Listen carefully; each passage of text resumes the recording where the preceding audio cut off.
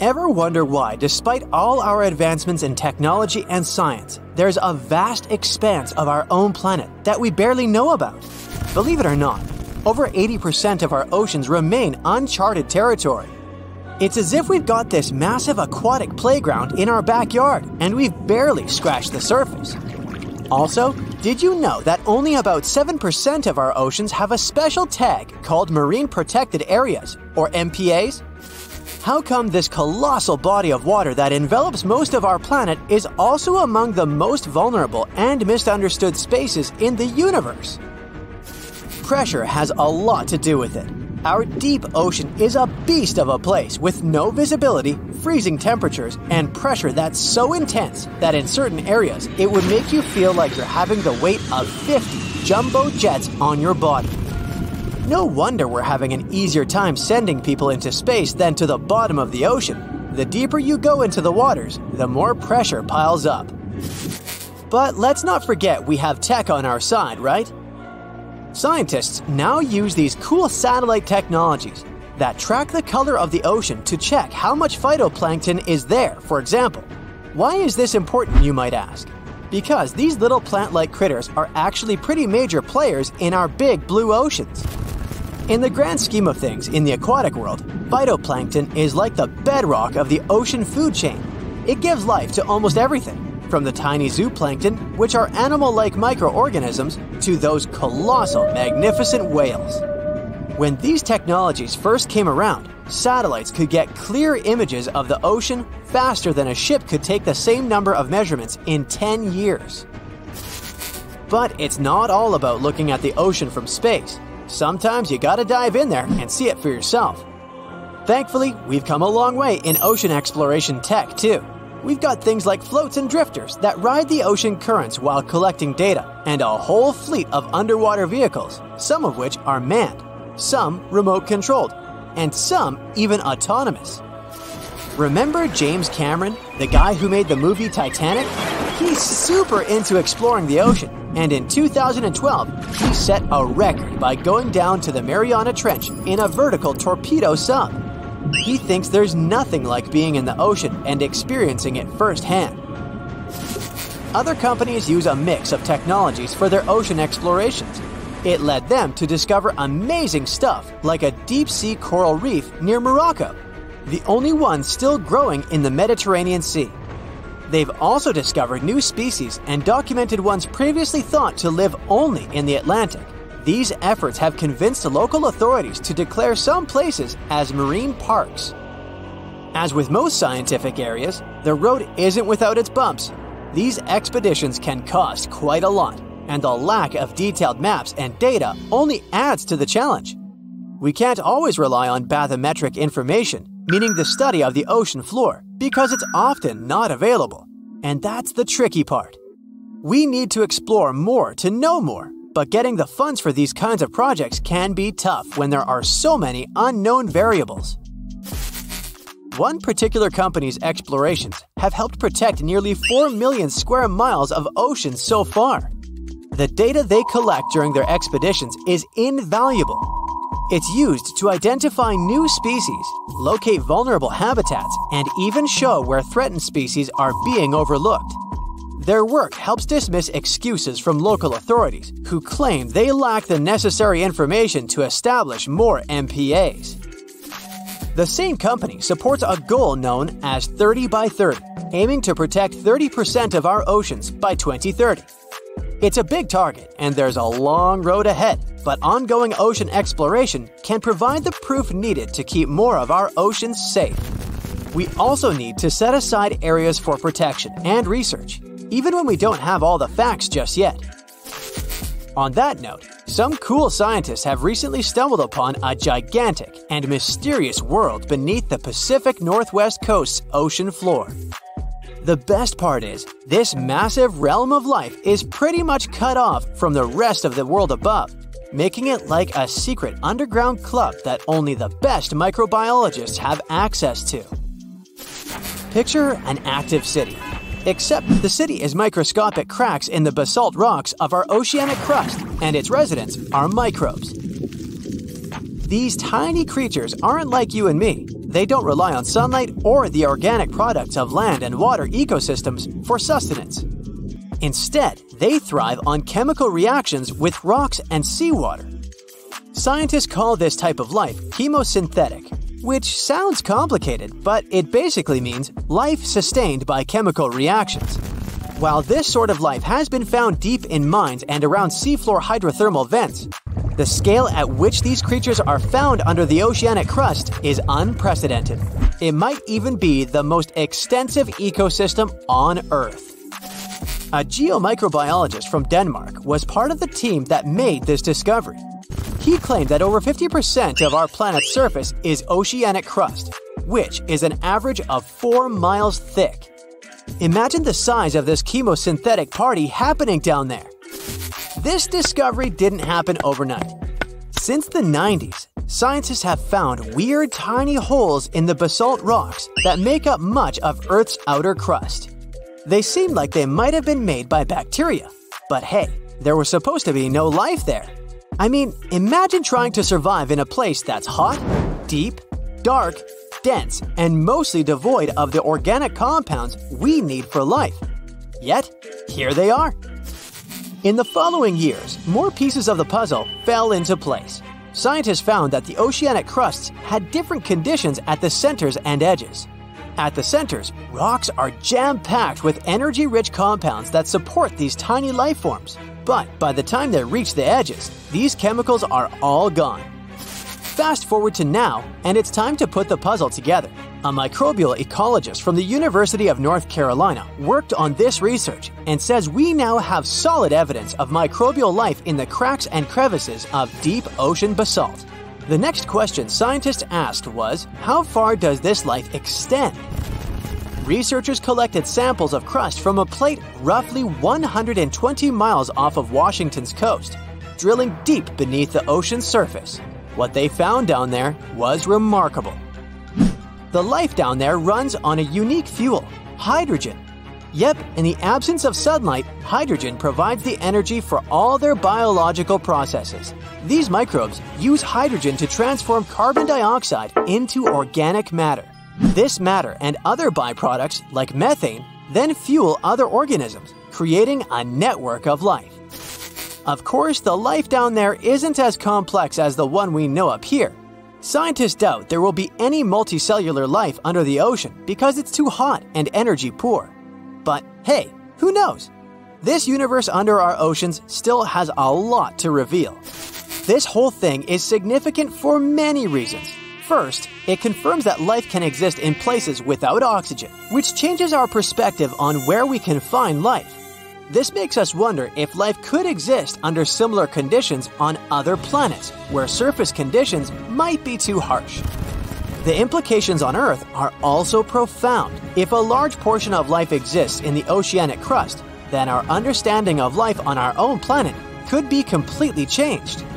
This exciting discovery stretches our understanding of life and prompts us to keep exploring the mysterious depths of our oceans, pushing the limits of our understanding. NASA is also in on the whole deep sea exploration project. Why?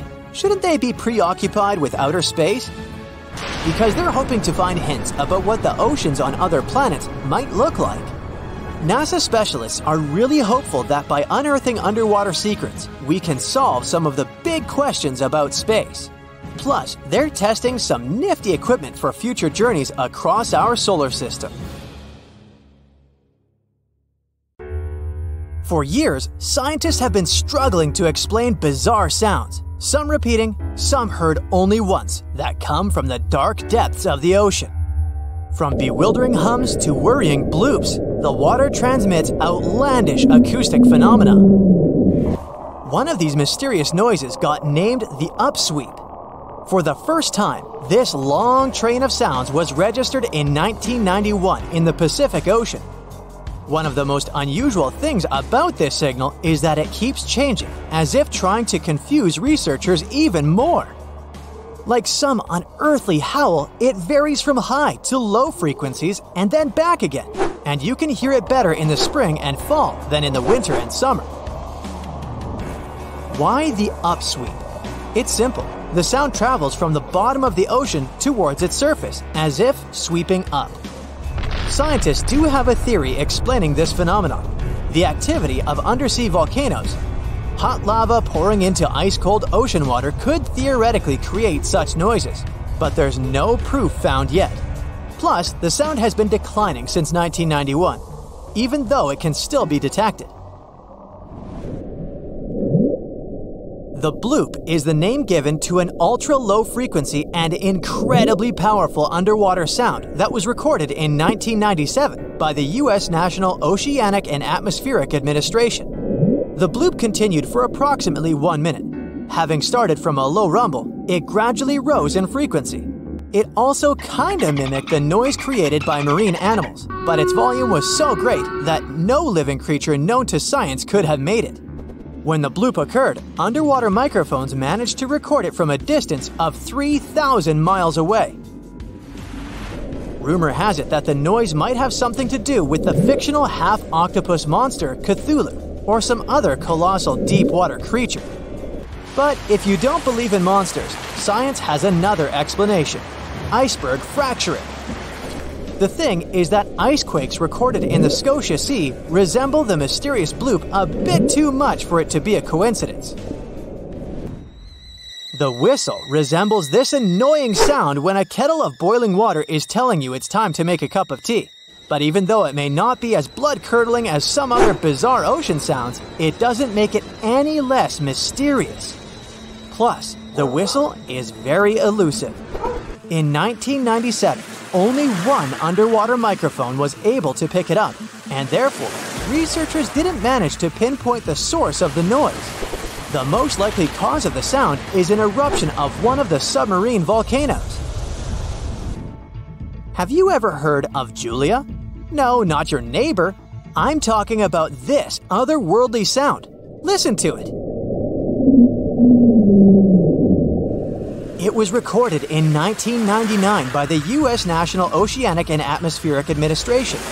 The source of the sound was most likely a large iceberg that ran aground somewhere in Antarctica.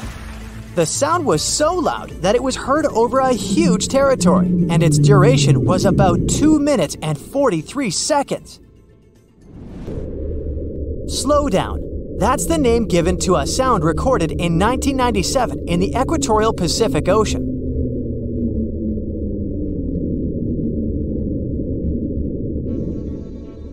The sound was called this way because it slowly decreased in frequency over 7 minutes or so. It's been picked out a few more times since it was recorded for the first time. The source of the sound isn't very mysterious. Most likely, it was produced by a massive iceberg that became grounded in Antarctica, or it was caused by moving ice. By that, I mean the friction produced by a large ice sheet moving over land. The loneliest whale sound is often called the 52 Hz whale, because the animal that creates it calls at a unique for these creatures frequency. When you listen to this sound, it sounds like a low bass note. At the same time, it's much higher than the normal frequency of the whale call, which rings between 10 and 40 Hz. Interestingly, scientists have been listening to the world's loneliest whale for decades, but haven't managed to figure out its precise location. Nobody knows whether the mammal is male or female, what species it is, or if the animal is still alive. After all, for the last time, its call was recorded in 2004. Earth-shaking booming sounds have been reverberating off some parts of North Carolina for more than 150 years. Called Seneca guns, they're most often heard near the coast. The sounds are so powerful that they often rattle window panes and sometimes vibrate entire buildings. They can last from 1 to almost 10 seconds. Even though scientists haven't cracked this mystery yet, there are some theories.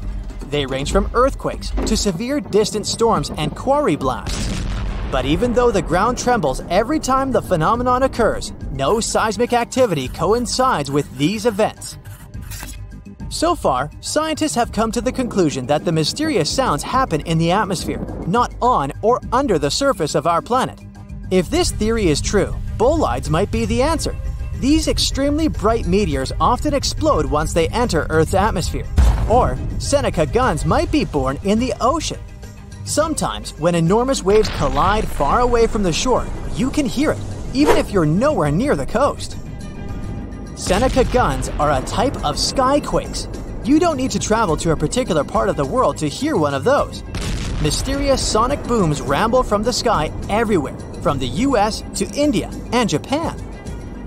Just like Seneca guns, this sound phenomenon occurs mostly near the coast or a big body of water. Rattling glassware and windows in the nearby houses, skyquakes could be connected with ultra-fast airplanes breaking the sound barrier. But people started hearing the first skyquakes in 1824. The theories trying to explain this phenomenon include sand dunes shifting, meteors entering the atmosphere, distant volcanoes erupting, Earth's crust cracking during earthquakes, and even gas bursting out of underground vents in the sea or lake bottom.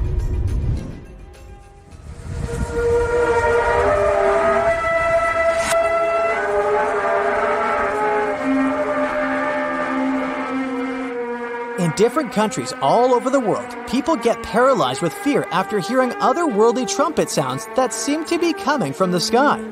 The inhabitants of the US, Canada, Australia, Germany, and the Philippines have already heard this hair-raising noise since it was first recorded in 2008. These sounds are sometimes called the sound of apocalypse. And although until recently, nobody could understand the origin of the sounds, NASA claims that there is nothing to be afraid of. The noise can be coming from our own planet. Usually, it's quiet and thus inaudible to the human ear. But when it gets louder, the outcome is the very trumpet sounds that scare people all over the world. Bristol hum started in the 1970s when hundreds of Bristol inhabitants began to talk about a bizarre noise audible only at night. The noise was a low-level hum, and nobody could identify or trace the source of the sound. But the strangest thing about the noise was that one day, it stopped as abruptly as it started. But not before people in other towns across Britain reported hearing similar sounds. Some time ago, the mysterious sound returned. In 2015, a group of French scientists claimed that they had solved the mystery of the Bristol hum. They stated that the culprit was ocean waves that made the ocean floor vibrate. But while it was all good and well, it didn't explain why the sound was around for only several years or why it chose to return. If you ever come to the town of Taos in New Mexico, don't let another strange and unexplained phenomenon send you running for the hills. This phenomenon is a faint, low-frequency hum ringing in the desert air and grating on your nerves. Even stranger, only 2% of people who live in Taos hear this noise. But for those who do, it's unstoppable torture. On top of that, everyone describes the sound in a different way, from a quiet whir to an eerie hum or even persistent buzz. And while some people believe that the Taos hum is the result of unusual acoustics, the others suspect a bad case of mass hysteria. No one has located the origin of the hum yet. Hello, distinguished guests, and welcome to Aquarium Bright. Here, you will get to see the most dangerous sea and ocean creatures. But don't let what I said mislead you. It's very well possible for you to come across one of these underwater animals during a walk on the beach. So take a look at them carefully now, and you might just avoid a disaster. Is it fish or is it stone? What you're looking at is commonly known as the stonefish, but its fancier names include the dornorn and the sinancia. If you're into diving and observing the underwater, you might already have come across one without noticing. Its appearance makes it almost impossible to distinguish it from a real stone due to its gray coloration and mottled appearance, especially if you're wearing fogged snorkel goggles. So you better pay attention because otherwise, the consequences can be unfortunate since stonefish are the most venomous fish known. Although some types of stonefishes are known to live in rivers, and most of them are found in coral reefs near the tropical Pacific and Indian Oceans. Their needle-like dorsal fin spines stick up when they're disturbed or threatened and inject the poison they contain. The most common reason why stonefish stings occur is swimmers stepping on them without realizing it. However, you don't need to be in the water to get stung. Since they can survive out of the water for up to 24 hours, you'll have to watch where you step when you're at the beach as well. Those who got stung by stonefish describe their experience to be extremely distressing. Their venom can result in infection, and in some cases, it is known to cause shock and paralysis. It might come as a bit of a shock, but despite its bad reputation, stonefish is edible if it's prepared properly. When the fish is heated, its venom breaks down. And if the dorsal fins, which are the main source of its venom, are removed, raw stonefish is served as part of sashimi too. This creature might look like it came out of a science fiction movie, but it's very much real. Say hello to the blue-ringed octopuses. Don't be deceived by their small size, which can range between 5 to 8 inches including their arms, because they're packed with venom to cause great damage to as many as 26 people within minutes. Just like stonefishes, blue-ringed octopuses are found in the Pacific and Indian Oceans, from Japan to Australia. They typically live on coral reefs and rocky areas of the seafloor. Some may also be found in tide pools, seagrass, and algal beds. Blue-ringed octopuses are not aggressive in nature. When they're not seeking food such as crabs or shrimps, or searching for a mate, they often hide in marine debris, shells, or crevices. It's only if they're provoked, cornered, or handled that they get dangerous to humans. When they're threatened, they turn bright yellow or blue iridescent rings appear all over their body as a warning display towards the potential predators. Their bites usually come unnoticed, so you might not be able to realize you're bitten until it's too late. The venom of a blue-ringed octopus can cause dizziness and loss of senses and motor skills, and ultimately, paralysis. So, better try to keep your hands to yourself and back away in a hurry if you see one. Nope, it's not a flower bouquet, so don't try to pick and smell one of those pink tube-like things. What's standing before your eyes is a marine animal called a flower urchin. It may look gorgeous, but don't let the looks deceive you. It was named the most dangerous sea urchin in the 2014 Guinness World Records. Flower urchins inhabit the tropical areas of the Indo-West Pacific and are found among coral reefs, rocks, sand, and seagrass beds at depths of 0 to 295 feet. The most noticeable feature of them is their pedicularia, which are claw-shaped defensive organs that are also found in sea stars.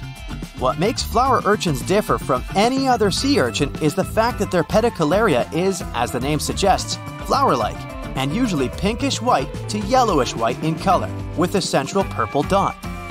Hidden underneath those flowers, they possess short and blunt spines. Although many sea urchins deliver their venom through such spines, flower urchins deliver their venom through their pedicularia, or flowers. If they're undisturbed, the tips of these flowers are usually expanded into round, cup-like shapes. On their surface, they possess tiny sensors with which they can detect threats, and once they contact such threats, these flowers immediately snap shut and start injecting venom. What's weird is that the little claws of the flowers can sometimes break off from their stalks, stick to the point of contact, and continue injecting venom for hours into whoever touched it. Yeesh! Looks like a giant puddle of melted strawberry ice cream, right? You wish. It's a lion's mane jellyfish, which is also called giant jellyfish, Arctic red jellyfish, or hairy jelly. They're known to prefer cool water. That's why they can mostly be found in the Arctic, northern Atlantic, and northern Pacific Oceans. But it's possible to spot them around the British Isles or in the Scandinavian waters too. Lion's mane jellyfish are one of the largest known species of jellyfish. They get their name from their long, flowing hair-like tentacles and can reach lengths up to 10 feet. And although the average bell diameter of a lion's mane jellyfish is around 20 inches, they can sometimes attain a diameter of over 7 feet. The largest lion's mane jellyfish recorded was seen in 1865 off the coast of Massachusetts. It was measured to have tentacles around 125 feet long and a diameter of 7 feet. To help you picture it, this is longer than a blue whale. Lion's mane jellyfish hunt by extending their tentacles outward and creating a trap to catch their food. Since they have around 1,200 stinging tentacles, the fish would have to be extremely lucky to be able to escape them. The sting of a lion's mane jellyfish is usually not life-threatening, but you would still want to avoid swimming into its tentacles because it can be very painful to humans. And if you see one washed up on the beach, better not touch it because it can still deliver a sting long after they've been on the shore. Fun fact, the lion's mane jellyfish appears in the Sherlock Holmes story, The Adventure of the Lion's Mane, as a suspect. But don't worry, we won't give you any spoilers. The last marine animal you're seeing now is a sea snake, and yes, they are different from eels. There are 69 identified species of sea snakes. Most of them can be found in the tropical and subtropical waters of the Indian and Pacific Oceans, and they have been around for millions of years. To make things easier, scientists have separated all different species of sea snakes into two categories: true sea snakes and sea kraits. Whereas true sea snakes spend almost all their time at sea, sea kraits can spend some time on land as well. If you see a snake on the beach, you can tell whether it's a land or sea snake by looking at its tail. If it's paddle-like, then that's a sea snake you got there, but make sure to keep your distance in both cases. All sea snakes need to surface regularly to breathe since they have no gills. That's why you can come across one while swimming. If that happens, you better swim away as fast as you can because most sea snakes have more venom than the average cobra or rattlesnake. However, since they only attack if provoked, bites are quite rare. One more cool fact about sea snakes: they are the only reptiles to give birth in the oceans. The majority of sea snakes keep the eggs within themselves and give birth to nearly fully formed snakes while swimming. That's except for the yellow-lipped sea krait though. They come onto land to lay eggs of their little ones. Remember the stonefish from the beginning of our tour? They're hunted by sea snakes. Blame the food chain. How would you describe the shape of the planet we live on? It's definitely round, but it's not a perfect sphere. Because of the force of Earth's rotation, it's slightly flat on the North and South Pole. But there's more to it. The planet's rotation causes its sides to bulge outwards. The best term to describe our home planet is ellipsoid. Earth is nothing more than an oversized lumpy potato. These are the words of Atraji Ghosh, a solid Earth geophysicist from Bangalore. She and her team have been studying something called the Indian Ocean Gravity Hole. Sounds like the scenario for a science fiction movie, but it's very much real. We think of gravity as something consistent. If you drop a pen from your hand in Los Angeles and in Perth, they're going to fall to the floor at the same time. Well, this is not completely true. Gravity is connected with the mass of a celestial body. Astronauts on the surface of our moon don't walk, but move in hops. That's because Earth weighs 81 times more than the moon. Less mass means less gravity. Earth is more massive, so it has a stronger gravitational pull. But there's a catch. All this mass isn't distributed evenly across the planet. As a result, gravity varies as well. NASA has been mapping Earth's gravity field since 2002 using twin GRACE satellites. The maps they produced show where gravity is stronger and where it's weaker. Mountain ranges such as the Himalayas contain a lot of mass. This means they generate a stronger gravity field. The opposite happens in ocean trenches. The deepest of them is the Mariana Trench in the Pacific Ocean. You could almost stack 2 Mount Kilimanjaros inside it. The low concentration of Earth's mass below it means that the gravity field here is weaker. Places on the globe where huge chunks of mass are missing are called geoid lows. A geoid is an imaginary surface that follows the outline of sea levels around our planet. Imagine the Earth without any land. That shouldn't be too hard since the nickname of our home is Blue Planet. Now draw a curvy line along the surface of the oceans, and you get a geoid. In reality, the line stretches across oceans, as well as land masses. Scientists use this imaginary line to calculate the depth of tremors or objects that occur underground. When the wavy line goes down, that's a geoid low. The biggest of them sits at the bottom of the Indian Ocean. The first to discover it was a Dutch geophysicist in 1948. He was performing a gravity survey from a ship. the man noticed that sea levels dipped over 320 feet below the global average. The gravity hole got the official name Indian Ocean Geoid Low. It spans well over 1 million square miles off the southern coast of India. If you went out at sea in the middle of the gravity hole, you wouldn't notice much, just an endless ocean as far as the eye could see. The only way to measure the dip in gravity is through extensive geophysical measurements and calculations. The concept of a gravitational hole existed for nearly 2 centuries in the scientific community, but researchers could study it in high detail only after satellite measurements became possible in the late 20th century. A team of Indian scientists was determined to explain the anomaly that had been puzzling geologists for decades. They used supercomputers to simulate the seismic activity that formed our planet. A total of 19 simulations revealed how tectonic plates moved across the span of over 140 million years. This was during the Cretaceous period, the time when T-Rex roamed the Earth. Nearly a third of the possible scenarios produced a geoid low, similar to the one in the Indian Ocean. The most important factor in these models was the presence of magma plumes. These are places inside the Earth's mantle, where lava flows upwards. The mantle sits between the planet's outer core and the thin crust we walk upon. The magma in the mantle plume is hotter than the surrounding rocks. The heat it generates melts and thins the crust. This creates hotspots that are brimming with volcanic activity. Yellowstone National Park and the Hawaiian Islands sit atop such hotspots. The Indian team of scientists linked the presence of magma plumes to the formation of the geoid low.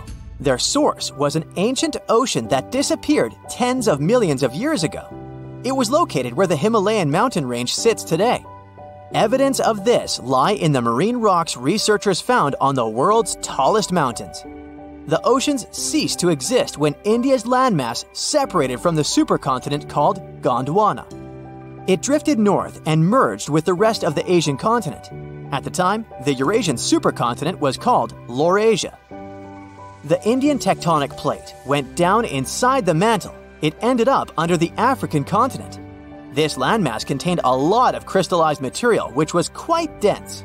When the sinking plate of the former ocean reached it, plumes of magma spilled out. As a result, low-density materials ended up closer to Earth's surface. Density is used to calculate mass, and if you remember our lesson in physics from the beginning of the video, less mass translates into a weaker gravity field. Scientists believe this is how the geoid low in the Indian Ocean formed some 20 million years ago. At this point in prehistory, the Earth looked a lot like it does today. There were vast grasslands, and whales swam in the seas.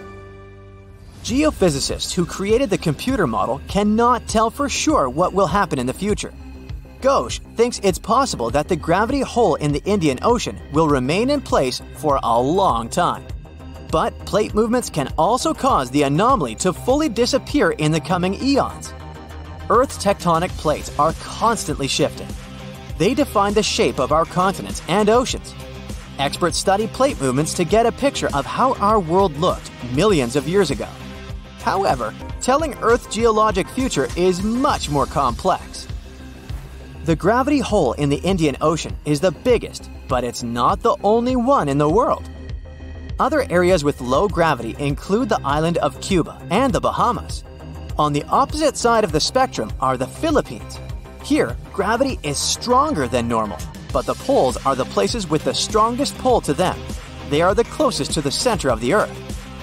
If you stand directly on the North or the South Pole, you are 3,950 miles from the planet's core. At sea level on the equator, this distance increases by more than 13 miles.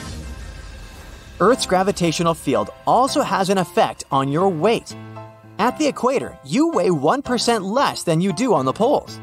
The South Pole is maybe more suitable for this experiment because there is actually ground there. But gravity is the strongest at the North Pole in the middle of the Arctic Ocean. This is where scientists in 2013 recorded the highest gravitational acceleration on the planet. This is the rate a falling object speeds up in free fall. The acceleration depends on the strength of gravity. When a team of researchers from a university in Perth set out to map these gravity changes, they discovered something interesting. Gravitational acceleration was the highest at the surface of the Arctic Ocean. This is something they expect to find, but the location of the lowest acceleration point amazed them. It wasn't on the equator as they assumed. The spot lay more than 600 miles south of it at Mount Huascarán in Peru. Scientists believe that the mountain's height had an effect on the phenomenon. This peak in the Andes is the highest point in the South American country. Hypothetically speaking, if a human falls from a height of 330 feet here, they will reach the ground 16 milliseconds later than if they performed the same stunt in the Arctic. Oh wow, there's a hole in the bottom of the ocean! It seems that the ocean has a leak. But it's not like a leak you would expect, where water is flowing out. It's more like a spring since water is flowing in, not out. This unique leak is something we know as Pythia's oasis. A grad student was the one who accidentally discovered it. He noticed bubbles that were rising to the surface. Normally, bubbles in the ocean tell us there might be some hydrothermal vents, which are hotspots for some pretty cool things. These vents are actually like hot springs on the seafloor, but instead of bubbling with warm water, they release a fluid that has been superheated in the crust of our planet. When seawater seeps into these cracks and travels deep into the crust, it comes into contact with the extremely hot mantle. This heats seawater to very high temperatures, and as it moves back up towards the surface, it carries dissolved gases and minerals. When the hot fluid shoots out of the vents, it mixes with the surrounding seawater and quickly cools down. Just a short distance away from the vent, the temperature can drop to a comfortable 68 degrees Fahrenheit or so, which is, as it seems, exactly what some creatures like. And there are some real weirdos living down there in the darkness, like ghostly fish, giant red-tipped tube worms, and a unique type of shrimp with eyes on their back. And some of them, like tube worms and bacteria, rely on the chemicals and minerals released by the vents to survive in harsh conditions. But in this case, the bubbling water didn't come from a hydrothermal vent. It was there because of a spring, and that's a bit more concerning. You see, the water in this reservoir needs to stay where it is. If too much of it seeps out, there could be some serious consequences, especially for the surrounding area. You can see this unusual leak along the Cascadia subduction zone, which is a massive fault line off the Pacific Northwest coast. It's a place where two pretty big plates that make up Earth's crust come together and slide along each other. The water from Pythia's oasis kinda acts as a lubricant between these plates. You can think of the fault zone as an air hockey table. When the fluid pressure is high, it's like you've turned the air on. That means the friction between the plates is reduced, which allows the plates to move.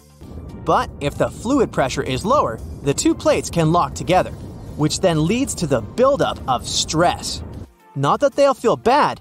In the context of tectonic plates, stress is some pressure or force that can cause deformation.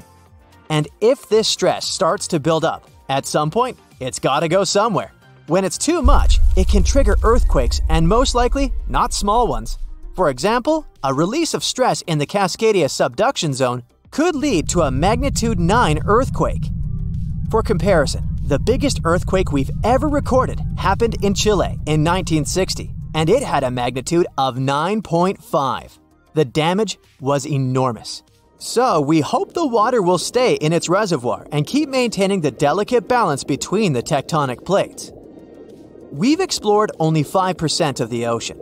Who knows how many cool things are there at the bottom, waiting to be found? For example, check out these mysterious holes scientists have stumbled upon in the depths of the Atlantic Ocean, near the Azores. They're neatly aligned and are about 4 inches apart, or in some cases, even several feet. They resemble punctures left by a sewing machine. Some think these holes could have a biological origin. For instance, some fish may have made them while walking along the seafloor.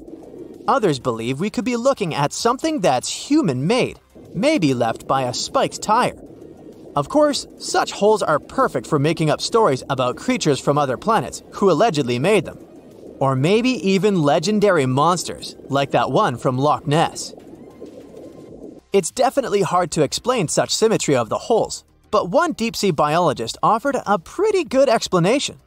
He said there could be an animal burrowing beneath the sediment, and from time to time, it could make little chimneys just to get access to clean water circulation in its small burrow. I mean, there are sediment piles around the opening of each hole, and they do support the idea that something pushed the soil from below. But there's still no proof these holes are actually connected beneath the surface. And there are also a lot of things hidden at the bottom of the oceans and seas that ancient civilizations left us. For instance, archaeologists made a really cool discovery off the southern coast of Croatia. A road hidden under layers of sea mud that's 7,000 years old. They found the ancient road at the sunken Neolithic site of Solin. The site of Solin was a human-made island in ancient times, and an archaeologist discovered it 2 years ago. He was studying satellite images of the area around Korčula, one of the beautiful Croatian islands. When he realized there could be something interesting at the bottom of the sea, he dove into the water with his colleague. And under the surface of the Adriatic Sea, which is part of the Mediterranean Sea, at a depth of 13 to 16 feet, they found stone walls that were most likely part of some ancient settlement. The landmass where people built the settlement was separated from the main island by a narrow stretch of land.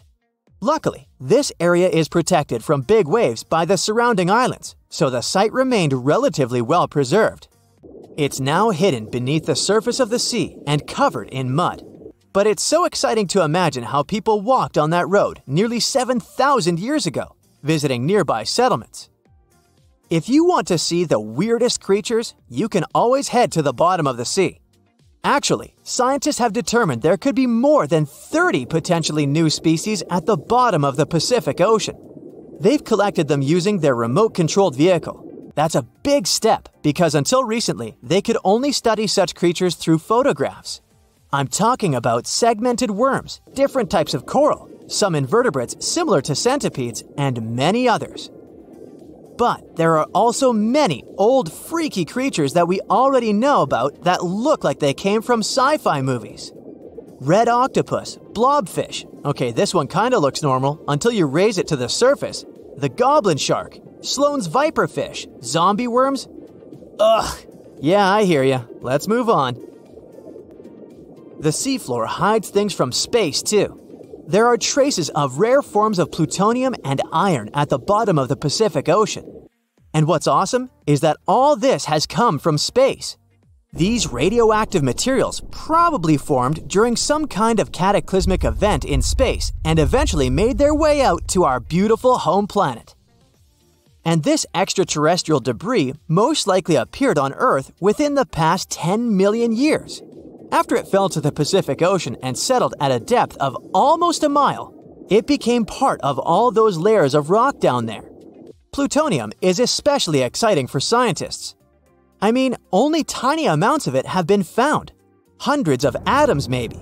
But it's still remarkable because these atoms are created by exploding stars. Things like this can help us better understand how the universe produces elements heavier than iron, like plutonium, gold, uranium, and platinum. We're still not sure about the origins of these elements.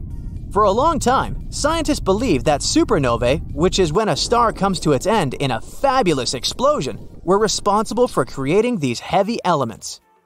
But it seems it's not just that. Some other cosmic events, such as the collision of neutron stars, which are super dense collapsed stars, or some rare types of supernovae, could also be involved. Whoa, let me get my popcorn!